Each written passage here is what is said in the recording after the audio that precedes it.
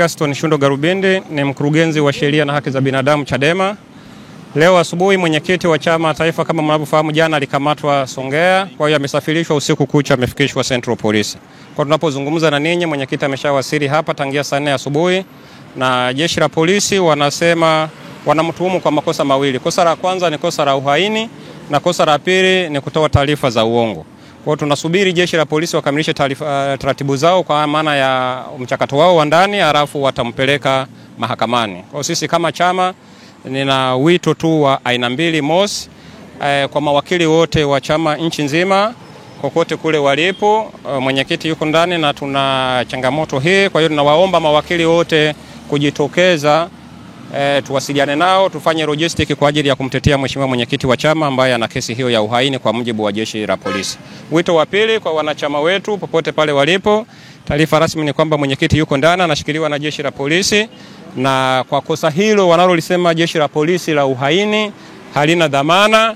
Kwa naomba wafahamu kwamba mwenyekiti wao yuko ndani, lakini ujumbe wa mwenyekiti kwa wananchi ni kwamba madai na mchakato wa no reforms no election unapaswa kuendelea huko, na kila mtu afanye kile ambacho anaona kinawezekana kuhakikisha kwamba kauli mbiu yetu na slogan yetu ya no reform no election inaendelea.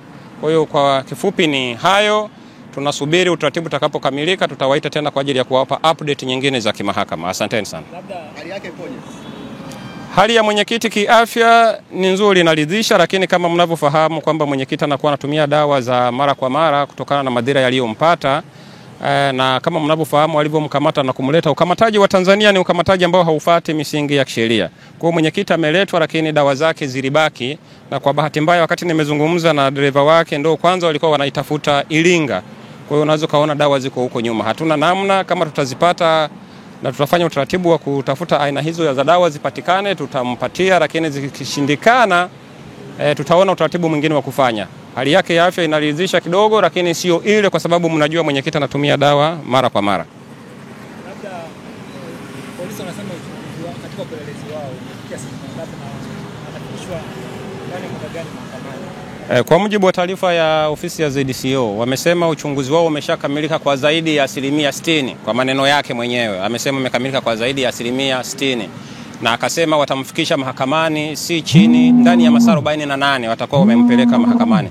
Kwa sisi tunasubiri, kwa sababu hiyo ni promise ya jeshi la polisi kwamba watamfikisha mahakamani, wampeleke mahakamani ili mahakama ikaamue kama hicho ambacho wanadhani mheshimiwa mwenyekiti amefanya ni uhaini au sio uhaini. Mwenye hilo jukumu ni mahakama, sisi jukumu letu tutakutana nao mahakamani kule, tutahojiana na jeshi la polisi. Lakini je, mnahoji hayo makosa alitenda katika mazingira gani au mnataka? Sasa ili uweze kupata hizo particulars zinakuwa kwenye hizo ni offense mpaka tupate hiyo hati ya mashtaka.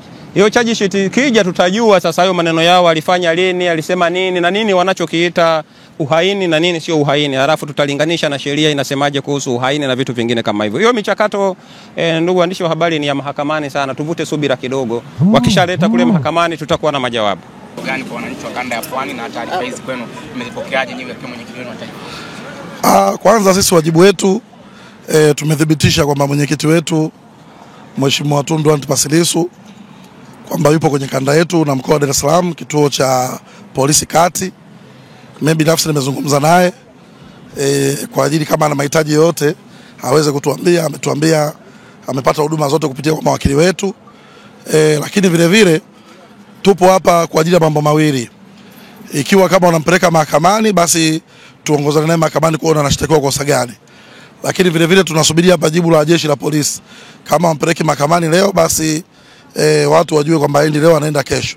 Kwa hiyo wanachama tunawasihi waendelee kuhamasika. Hii kesi ni jambo letu lote na ndio maana tuko hapa kwa jambo hili, lakini vile vile sababu kubwa ambayo kwa nini viongozi tuko hapa walipokuwa wanataka kumwandikisha maelezo ya kukabidhi vitu vyake ili kumuingiza mahabusu, wakili ametolewa, tumeambiwa na mazungumzo binafsi ya asili na Afande Muliro. Kwa hiyo wakili wetu ametolewa, ameingia, Mheshimiwa Lissu ameingia kwenye ofisi ya Afande Muliro peke yake. Yuko yeye na Afande Muliro na msaidizi wa ZDCO kwa maelezo kwamba hawahitaji mtu mwingine zaidi ya Lissu mwenyewe. Kwa hiyo sisi tunaamini kuna mazungumzo wanafanya. Sasa baada ya mazungumzo ndio tutalao hilo jibu la mwisho litakayokuwa, je, wanamuingiza mahabusu, wanampeleka mahakamani, wanamwachilia huru bila masharti yoyote. ndio tunahitaji hilo jambo kulijua ili tuweze kujua mwenyekiti wetu hatima yake ni nini. Ni mahakama, ni kushikiliwa, ni kuachiwa huru. Kwa hiyo bila kujua hayo, maana yake tutaendelea kuwepo hapa kusubiri hatima ya hayo maswali yetu. Kwa mujibu wa mkurugenzi hapa wa sheria anasema polisi wameona kwamba hoja ambayo wamemkamatia mpaka sasa ni swala la uhaini, na ni moja ya kosa ambalo ni kubwa katika sheria za nchi yetu. Unawaambia ni utoa wito gani kwa wanachadema wa kanda ya Pwani ambao nyinyi ndio kiungo sasa cha Chadema kwa ujumla wake, kwa maana ya ushiriki kwenye kesi hii inapofikishwa mahakamani? Kwa maana kwanza ni kosa kubwa, limeongeza uzito wa sisi kuja kufika hapa kuona mwenzetu kiongozi wetu anashtakiwa kwa uhaini, lakini vile vile hawa ni polisi, ni mawazo yao tu ya awali. Inawezekana yakaenda kwa DPP kwa sababu Murilo peke yake hawezi kumwambia Lissu kwamba anamshtaki kwa uhaini akampeleka Kisutu. Kwa hiyo ni mawazo ya polisi, lakini ni imani yangu kwamba watapeleka kwa mwanasheria mkuu wa serikali, watapeleka kwa DPP ili aende kuangalia walichoandika polisi. Wao wajizishe ni uhaini au ni story tu za polisi. Na nafikiri hilo ndio sababu kubwa ya sisi kusubiria. Je, wanampeleka mahakamani na charge sheet imeandaliwa kabisa na mawakili wa serikali na hayo ndio mashtaka yake au sio?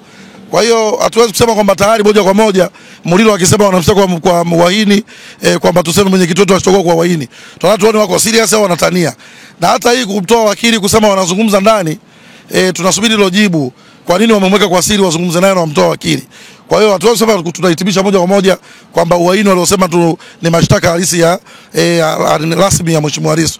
Tunasubiri mahakamani, tukiona charge sheet na tukaona anasomewa kuanzia pale tunasema sasa mwenyekiti wetu anashtakiwa na uhaini. Hizi zingine ni story tu za mwanzo za awali za polisi ambazo zimetushtua na zimetufanya kidogo tuwe makini, lakini hazitutishi. Na mwenyekiti wetu ametuambia yuko imara na mapigano amesisitiza yaendelee, kwa maana mapambano ya demokrasia hata kwenye nchi yetu, na ametutaka wananchi kwa maana wanachama pale alipomalizikia yeye au walipomzuia yeye, sisi wengine kuendeleza gurudumu na wala sio kurudi nyuma.